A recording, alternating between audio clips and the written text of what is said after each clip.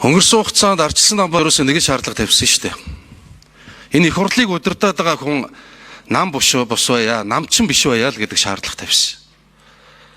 Тэрнээс ардчилсан нам зарчмын шаардлага тавьсан болохоос биш юу гэдгийг тийм албан тушаал, тийм сайдын судал ийм авъя гээгүй. Тэг өнөөдөр энэ бидний шаардлага биежих, хэрэгжих үндэс нь бол ерөөсөө энэ. Харин энэ зарчмын шаардлага тавиад нэг намын дараагаар удирдуулахгүй гэсний төлөө манай эрх баригчид ээлжилж гарч ирээл төрийн ажлыг гацаалаа явуулахгүй байх суух ёстой гэж баахан ярьсан. Цаагаараа бол зөндөө юм боллоо шүү дээ, бид нар харлаа.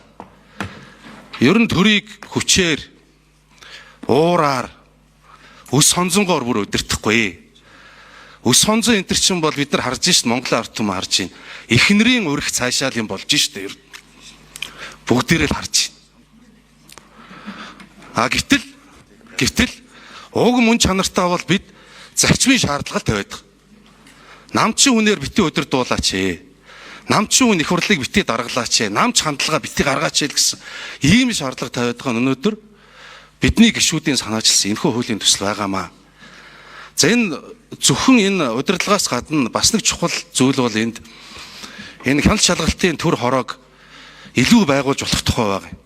Өнгөрсөн хугацаанд улсын хурлын гишүүд өөрсдийнхөө хүсэж байгаа асуудлаар өөрсдөө шалгах шаардлагатай асуудлаар хороо байгуулахаар давхцдаг ойчир дараал үүсдэг нэг юм хачин юм болоо дараа нь нөгөө хороо байгуулах гэж гишүүд нь хоорондоо муудалцаад манайх төрүүлж байгуулах хэрэгтэй танайх ингэх гээд байна гэдэг ийм асуудал хүртэл гарч ирсэн.